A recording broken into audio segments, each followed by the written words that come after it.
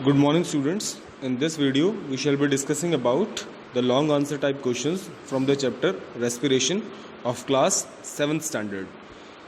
So the first question is, explain the three basic requirements of respiration. आपको बताना है कि respiration होने के लिए तीन वो कौन सी मस्ट चीज़ें हैं जिन्हें होना बिल्कुल ज़रूरी है. So here is the answer.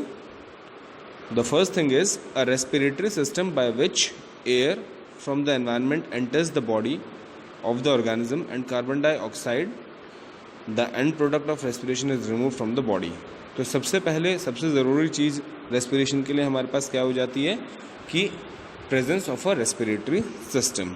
ठीक है, क्योंकि अगर रेस्पिरेटरी सिस्टम होगा तभी एयर जो है वो हमारी बॉडी के अंदर एंटर करेगी और वहाँ पर ऑक्सीजन क्या होगा, एब्जॉर्ब होगा, और जो कार्बन डाइऑक्साइड है जो एंड प्रोडक्ट है वो हमारी बॉडी से रिमूव हो जाएगा. ठीक है. देन सेकेंड चीज़ है a transporting medium, the blood which carries the oxygen to every cell of the body. Secondly, अब जो ऑक्सीजन हमारी बॉडी ने एब्जॉर्ब किया है उस एब्जॉर्ब ऑक्सीजन को हमें हमारी बॉडी के सब पार्ट्स तक पहुंचाना है. तो उसके लिए हमें एक ट्रांसपोर्टिंग मीडियम की ज़रूरत है. ट्रांसपोर्टिंग मीडियम जो उस ऑक्सीजन को लेके बाकी सभी सेल्स के पास लेके जा सके, जिसकी वजह से फिर उस ऑक्सीजन की हेल्प से वहाँ पे एनर्जी सिंथेसिस हो. ठीक है. तो सेकंड चीज़ हमारे पास क्या आ जाती है, ट्रांसपोर्टिंग मीडियम जो हमारी बॉडी के अंदर ब्लड होता है वो इस चीज़ का रोल प्ले करता है. Okay. Then the third important thing is that the organic food that must be chemically broken down in the cells to liberate energy. उसके बाद ज़रूरी होता है कि जब वो ऑक्सीजन हमारी बॉडी के सेल्स तक पहुंच जाए तो वहाँ पर जो स्टोर्ड केमिकल फूड है उसको तोड़ के एनर्जी का क्या होना चाहिए, प्रोडक्शन होना चाहिए. तो फूड की भी रिक्वायरमेंट होती है हमें कि हम जो खाना खा रहे हैं उसी से हमें एनर्जी मिलती है. Then the next question is draw the respiratory system of humans and label the important parts. So students, it is a quite simple question. जो वेल लेबल डायग्राम है वो आपकी बुक में भी गिवन है और मैंने यहाँ पे I have also provided you in this slide also, and जो PDF में प्रोवाइड करूँगा आपको उसके अंदर भी होगा. ठीक है.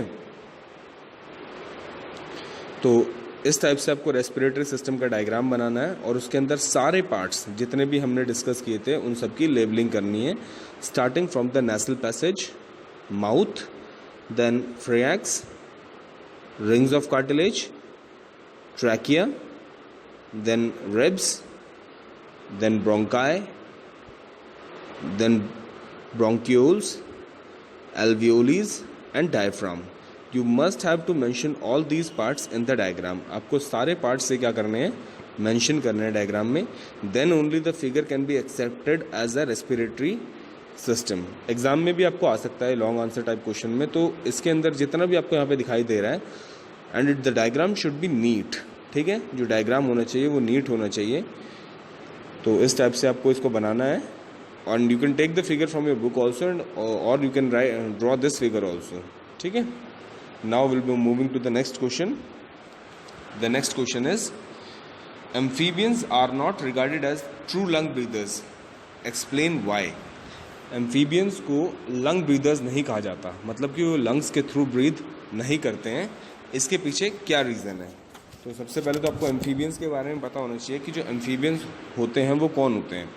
एम्फीबियंस वो ऑर्गेनिजम्स होते हैं स्टूडेंट्स जो जब छोटे होते हैं तब वो पानी के अंदर रहते हैं और जब वो बड़े हो जाते हैं तब वो लैंड पे रहते हैं. या हम एम्फीबियंस उन्हें भी कह देते हैं जो लैंड और वाटर दोनों जगहों पर क्या करते हैं, रहते हैं. तो एम्फीबियंस को लंग ब्रीदर्स की कैटेगरी में हम क्यों नहीं रख सकते, मतलब हमारी तरह जैसे हम लंग ब्रीदर्स हैं इनकी कैटेगरी में क्यों नहीं आते? इसका रीज़न यहाँ पे मेंशन किया हुआ है. Amphibians breathe through lungs when they are on land. जो एम्फीबियंस हैं वो जब लैंड पे होते हैं उस टाइम पे वो लंग्स के थ्रू ब्रीथ करते हैं, and through moist skin when they are under water. और जब वो पानी के अंदर होते हैं तब उनकी जो स्किन होती है, आउटर स्किन, मॉइस्ट स्किन, उसकी हेल्प से वो ब्रीदिंग करते हैं. तो उनके पास दोनों ही कंडीशंस हैं, when they are on land and when they are in water. So in both the conditions they can breathe. So they are not purely lung breathers. हम उन्हें बिल्कुल purely lung breathers इसलिए नहीं कह सकते क्योंकि वो हमेशा अपने lungs के थ्रू breathe नहीं करते हैं. अब जैसे for example if we'll take an example of frog, तो फ्रॉग के केस में क्या होता है कि जब फ्रॉग छोटा होता है, टेडपोल होता है, तब वो पानी के अंदर होता है, उसका फिश लाइक स्ट्रक्चर होता है और उसके पास गिल्स होते हैं, ठीक है। तो वो उनके थ्रू ब्रीथ करता है और जैसे जैसे वो अडल्ट होता जाता है, बड़ा होता जाता है, तो वैसे वैसे उसके जो गिल्स होते हैं वो अपने आप बंद हो जाते हैं और वो फिर ज़मीन पे आ जाता है और उसके लंग्स डेवलप हो जाते हैं। तो फिर वो लंग्स की हेल्प से क्या करता है, ब्रीदिंग करता है। तो इसीलिए ये रीज़न है, there are lot many other organisms जो एम्फीबियंस होते हैं। अब जैसे क्रोकोडाइल्स है, ठीक है ना, क्रोकोडाइल के अंदर भी ऐसा ही मैकेनिज्म होता है, वो भी एक एम्फीबियन है जो पानी के अंदर भी रहता है और ज़मीन पे भी रहता है। तो इसी टाइप से अलग अलग मैकेनिज्म्स के बेसिस पे इन्हें हम डिफ्रेंशिएट कर सकते हैं। ओके, सो ये था एम्फीबियंस के बारे में। अब हम आ जाते हैं अगले क्वेश्चन पे, that is question number 4। So question number 4 is state 4 differences between inspiration and expiration. आपको 4 डिफरेंसेस बताने हैं इंस्पिरेशन और एक्सपिरेशन के बीच में। तो सबसे पहले ये पता होना चाहिए कि इंस्पिरेशन क्या होता है और एक्सपिरेशन क्या होता है। सो स्टूडेंट्स, इंस्पिरेशन होता है जब हम एयर को इनहेल करते हैं, अपनी बॉडी के अंदर सक करते हैं, उसे हम क्या कहते हैं, इंस्पिरेशन बोलते हैं। और एक्सपिरेशन क्या होता है, जो एयर है उसको बाहर एनवायरनमेंट में छोड़ना क्या कहलाता है, एक्सपिरेशन कहलाता है। अब यहाँ पे पॉइंट वाइज लिखा हुआ है इंस्पिरेशन और एक्सपिरेशन के बीच में डिफरेंस। तो इंस्पिरेशन में पहला डिफरेंस आ जाता है हमारे पास, the sternum is pulled out. Sternum क्या होता है, जो हमारी चेस्ट की बिल्कुल सेंट्रल बोन होती है बीच में, जो जिसको ब्रेस्ट बोन भी कहते हैं। जब हम सांस लेते हैं तो स्टेरनम कहाँ की तरफ पुल होता है, बाहर की तरफ पुल होता है, ठीक है। The second point is the rib cage is pulled outward and upward and outward. अब जो हमारा रिब केज है वो किस तरफ मूव करता है, वो ऊपर की तरफ और बाहर की तरफ मूव करता है। जब हम सांस लेते हैं, you can feel this thing also, जब हम सांस लेते हैं तो हमारी चेस्ट राइज करती है, ठीक है। तो इसकी वजह से स्टेरनम बाहर की तरफ और जो रिब केज होता है वो ऊपर की तरफ और बाहर की तरफ मूव करता है। Then the third one is air rich in oxygen is forced into the lungs through the nose. जिस एयर के अंदर ऑक्सीजन की अमाउंट काफ़ी रिच होती है, उसको नोज़ के थ्रू लंग्स के पास भेजा जाता है, ताकि वहाँ पर वो जो ऑक्सीजन है वो क्या हो सके, एब्जॉर्ब हो सके, ठीक है। And the diaphragm muscles contract and they are flattened. और उसके बाद जो डायफ्राम मसल्स होती हैं वो क्या हो जाती हैं, कॉन्ट्रैक्ट हो जाती हैं और फ्लैट हो जाती हैं, ठीक है। जैसा डायफ्राम आपको दिखाई दे रहा है यहाँ पे रेस्पिरेटरी सिस्टम के डायग्राम में, ठीक है। तो वो कैसे हो जाती हैं, कॉन्ट्रैक्ट होकर फ्लैट हो जाती हैं। अब एक्सपिरेशन के केस में क्या होता है, इसका उल्टा होता है जस्ट, ठीक है। जो स्टेरनम होता है वो बाहर की तरफ, वो अंदर की तरफ हो जाता है, मतलब जैसा बाहर की तरफ जा रहा था इंस्पिरेशन में, एक्सपिरेशन में अंदर की तरफ पुल होता है।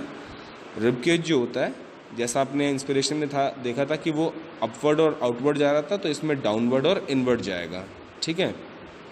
And air rich in carbon dioxide is forced out of the lungs. और जो एयर होती है, जो कार्बन डाइऑक्साइड जिसके अंदर हमारी बॉडी के अंदर मिक्सअप हो जाता है, तो उसको बाहर निकाला जाता है बॉडी से।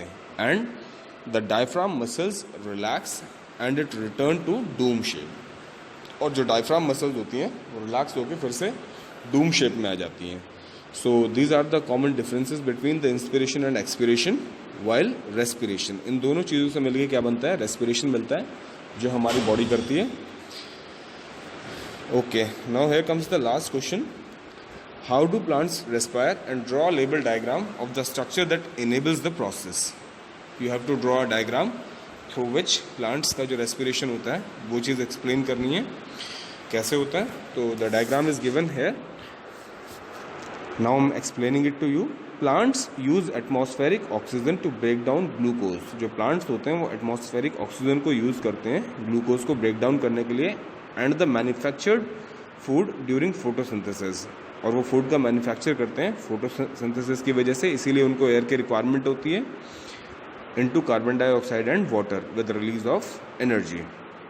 The majority of gas exchange in plants takes place bye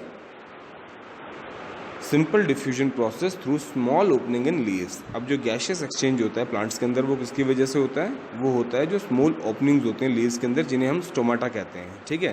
stomata जो ओपनिंग्स होते हैं लीव्स के अंदर, वहीं पर क्या होता है, गैशियस एक्सचेंज होता है। और यहाँ पे एक वर्ड इक्वेशन भी दी हुई है आपको, जैसे शुगर प्लस ऑक्सीजन मिलेगा प्लांट्स के अंदर तो वो बन जाता है carbon dioxide water plus energy.